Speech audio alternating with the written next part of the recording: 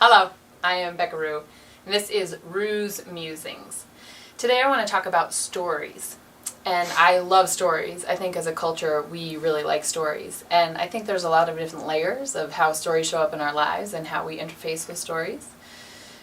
One of the things I want to talk about is our own personal story, and I think it's interesting to look at. There's a part of us that is unchanging. So think about that part of you that has been the same, the part of your story that has been the same since you were 5 years old, since kind of your first memories. And it'd be interesting, I haven't actually done this, but it'd be interesting to put language around that story. Like what part of you is constant, is unchanging? And there's a deity in Hindu mythology that is Shiva, and that's the unchanging part of ourselves. I think it's the stillness, it's the sacredness, it's part of meditation. I think it's really beautiful to think about that. And then to think about the Shakti part of the story, the part of ourselves that are constantly changing, that when we were 5, the story is different than it is today, regardless of your age. And every, however many years, our story changes pretty dramatically. And this happens as well in yoga. Specifically, I want to talk about today with yoga postures.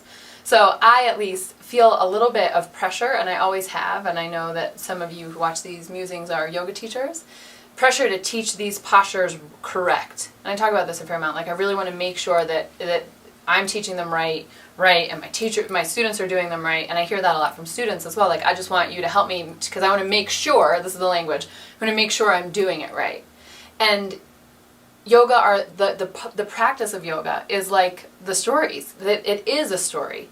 So yoga tells its story through our bodies, and we get to tell our own stories through the practice of yoga. And fundamentally, that story will shift. So I have a couple of examples about this that I think are really interesting. One is in the feet. So that when I first start working with people who are new to yoga, especially who have back pain or knee pain or ankle pain, we spend a lot of time in how they place their foot.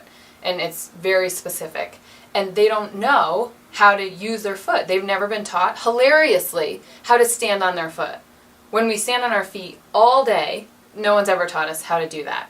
And yoga, we get really specific about how to stand on our feet, and even the activity of the feet in the postures where the feet are not on the floor. And one of the things we call it flointing through the foot.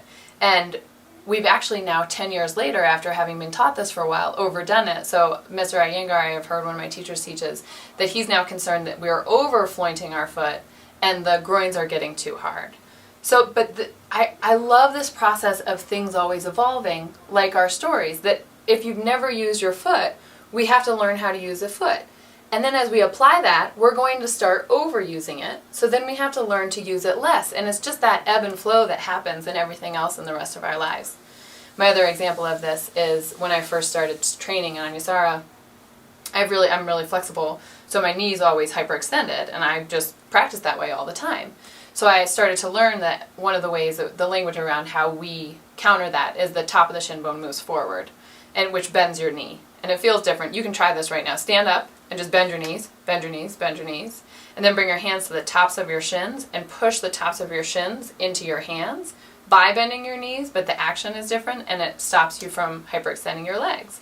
So I practiced that for a year. And I'm like, I'm doing so well at this. I'm not hyperextending anymore. Hallelujah, go me. I go up to another training in Boulder and my teacher comes by and whispers in my ear, Becca, why are your knees bent? And I was like, 'cause you stupid told me to bend my knees. You told me to move the top of my shin bones forward. And she said, well, now you're doing that too much. So that the body is designed, and I think this is so helpful, the body is designed to ebb and flow with the rest of our tendencies, with the rest of our stories.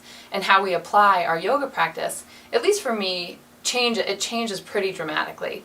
So I'll teach a pose one way, and then I'll learn another facet of that pose, and I'll shift how I teach it, and I feel like, oh, I was kind of teaching that wrong for a while. And then I learn something else, and I teach it a different way. And I really love that is the timeline, and that is the progression of learning yoga and practicing yoga, because it keeps it always new and always fresh. So different bodies are coming now to this practice of yoga poses, and the yoga poses are showing up in our bodies differently. And we get to write that story together as we practice, and I'm really excited about that.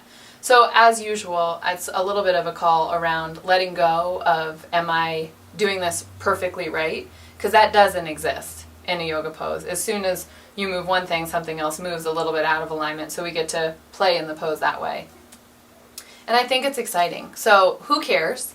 Let's just practice, and we apply ourselves as fully as we can to learning as much as we can around what we're interested in, and then we play. That's it. This is funny. We have people crawling on the floor to turn the phone off. Pretend that didn't happen. But that's our story today. Superfine Design here is quite busy. So I want you to ask your friends about their own stories, and especially the people who practice yoga. How has yoga shown up in your body, and how do we tell that story? I think it's a really interesting conversation. I'll see you next week. Bye-bye.